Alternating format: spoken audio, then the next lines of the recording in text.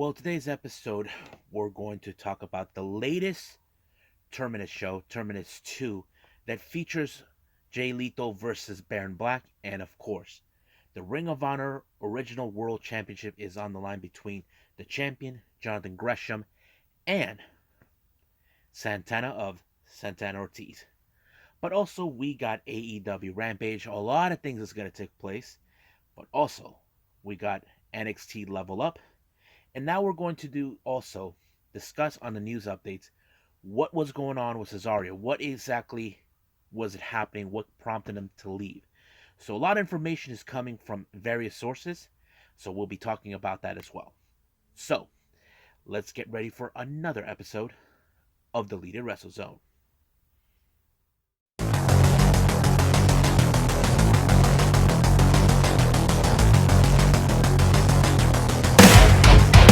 Are you ready? Get up, get up! Get up, get up! Get up, get up! Get up, get up! Get up, get up! Get up, get up!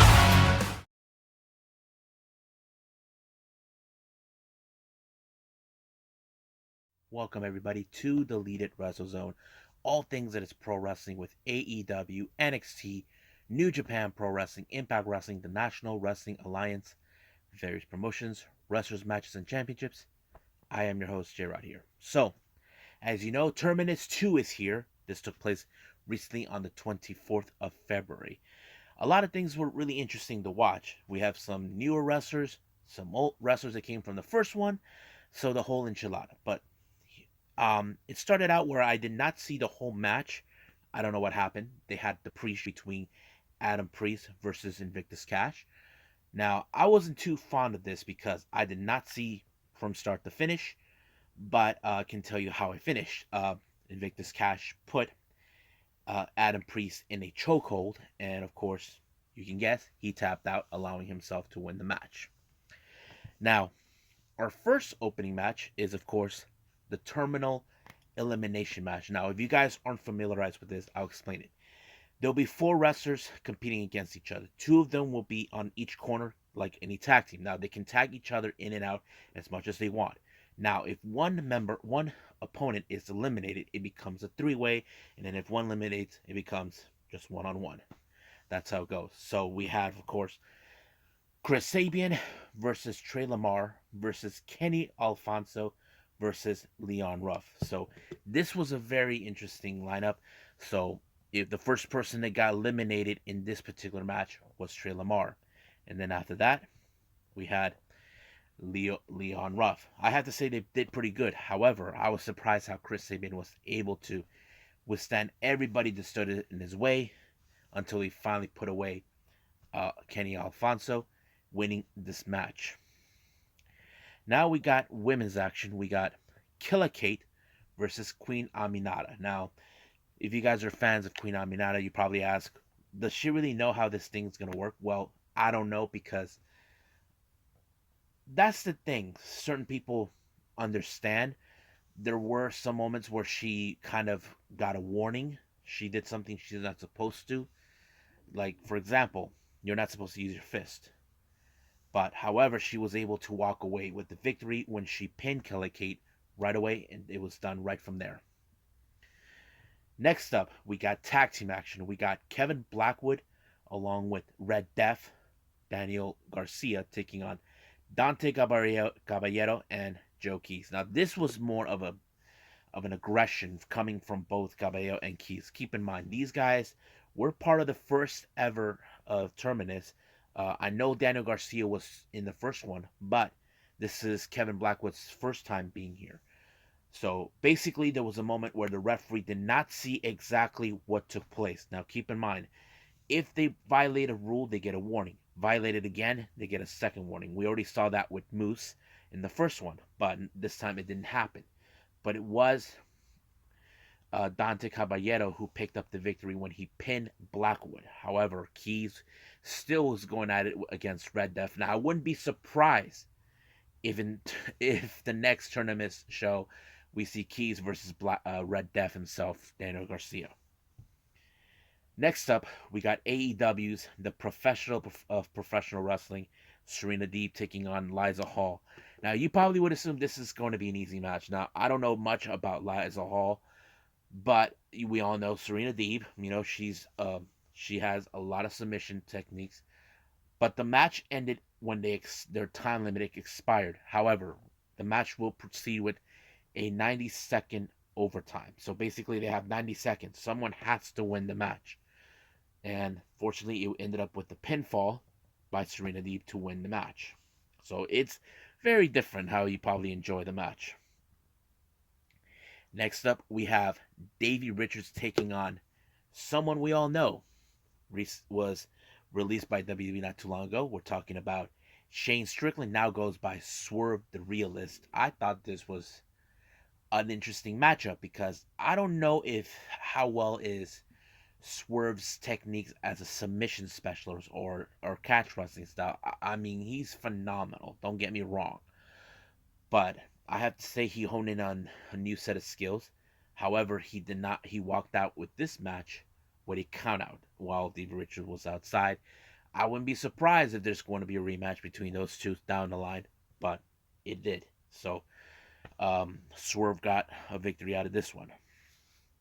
Now, our next match, we have Baron Black versus Jay Lethal. This was an unbelievable. Now, originally it was supposed to be Baron Black versus Josh Alexander, but because Alexander's U.S. work visa was expired, so if you guys remembered, he lives in Canada. He was unable to come through to this, so they called Jay Lethal to take his position. I had to say it was a pretty good match. Lethal did put Baron Black over the rope, even though he's not supposed to. Received one warning, but he did pick up the victory when he applied the lethal injection, allowing himself to win the match.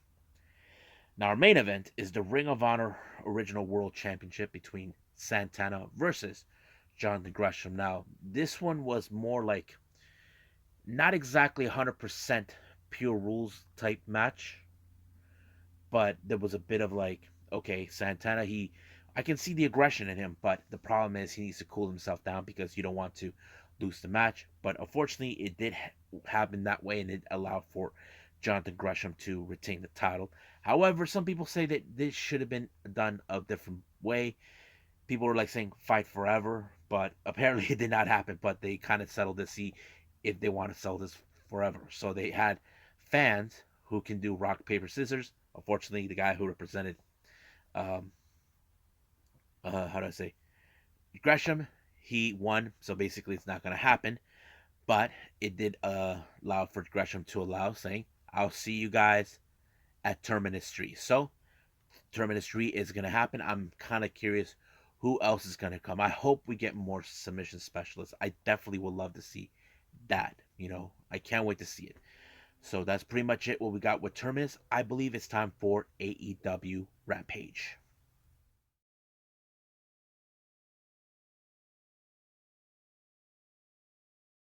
Okay, AEW Rampage will start it up with the TNT Championship, Andrade El Idolo versus Sammy Guevara. Now keep in mind, Andrade has his eyes set on this title, and after what happened last week, that led to it. But don't forget, things have been going crazy coming from the AHFO,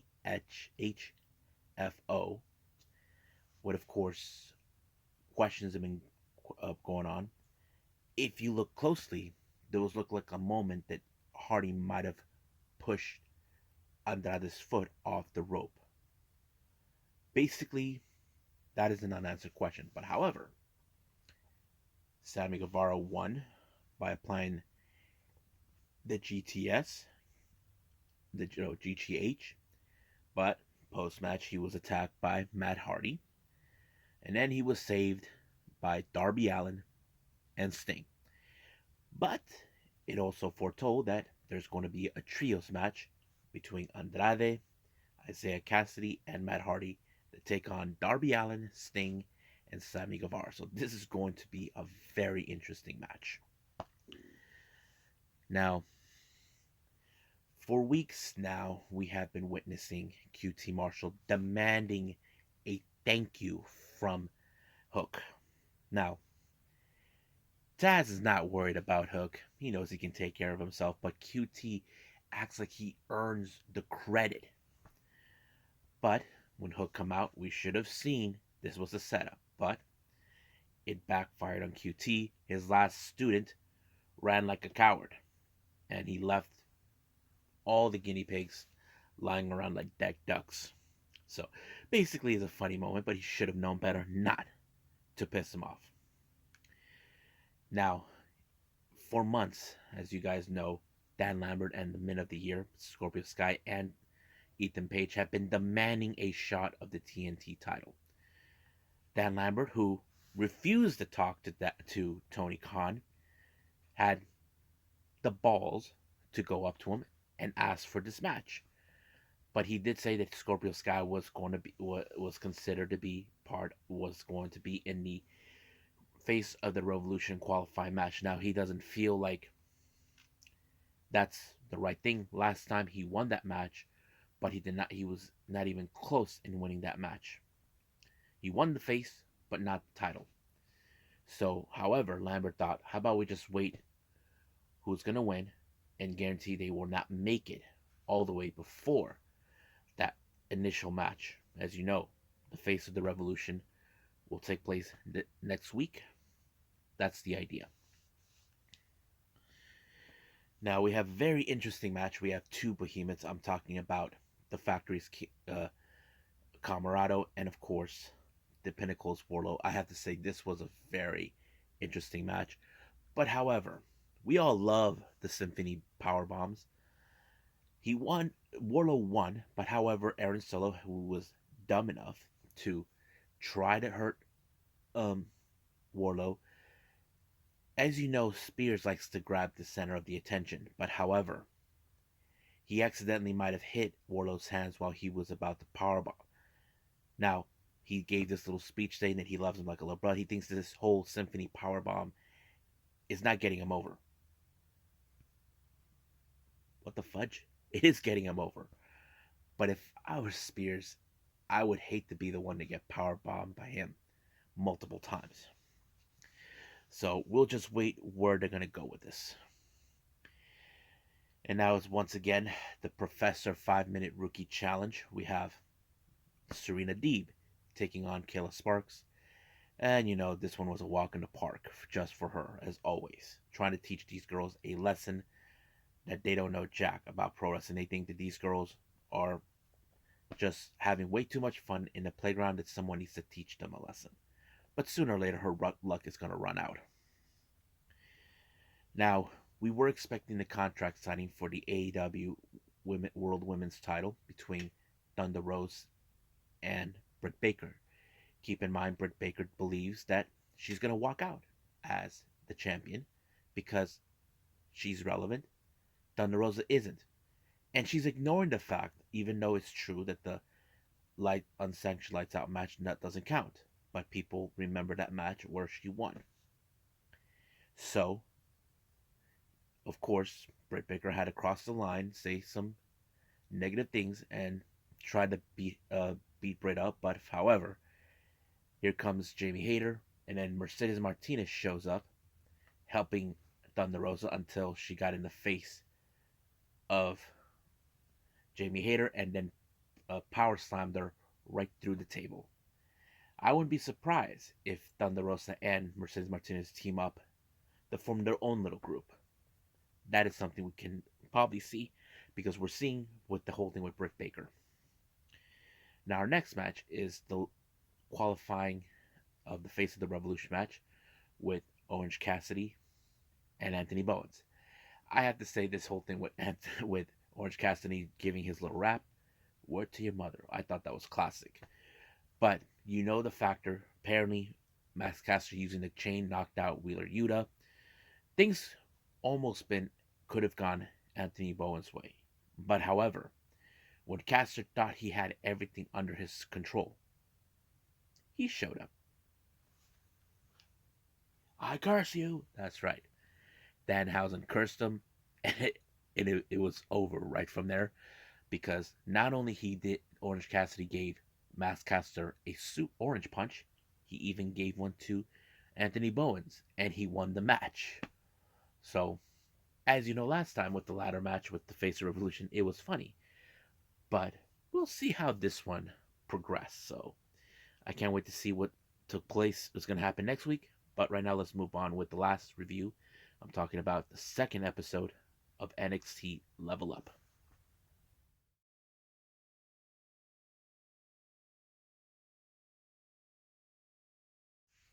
Alright, so we're now in episode 2, week 2 for NXT Level Up. The opening match, we have Uzziah Quinn taking on one half of the Grizzled Young Veterans, James Drake, while his tag partner, Zach Gibson, was there. Now, you know the kind of monster and the powerhouse Uzziah Quinn can be. However, the only advantage in this match is James Drake has his tag partner by his side. Now, you know for a fact there's going to be some sneakiness. There is going to be that. But unfortunately, that's what happened. Basically, Zach Gibson helped his tag partner, but it did allow for James Drake to win, which is a very disappointing loss to Uzziah Quinn, but also a very pissed off Samoan.